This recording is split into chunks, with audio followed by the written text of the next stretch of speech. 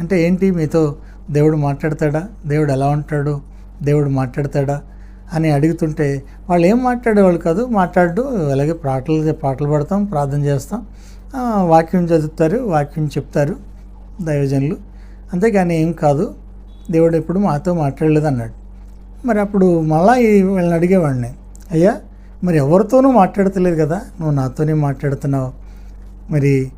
పగలు కూడా నన్ను విడిచిపెడతలేదు, రాత్రులు కూడా నన్ను విడిచిపెడతలేదు, ఏంటి ఇలా చేస్తున్నావు అని చెప్పి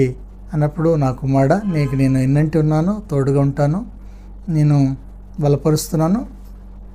నువ్వు నాకు నేను ఏర్పాటు చేసుకున్నాను కనుక నీతో నేను మాట్లాడుతున్నాను అని చెప్పేసి మళ్ళా ఆయన నాతో మాట్లాడుతాడు. వీళ్ళందరూ ఈ పరిస్థితుల్లో ఇలా జరుగుతున్నప్పుడు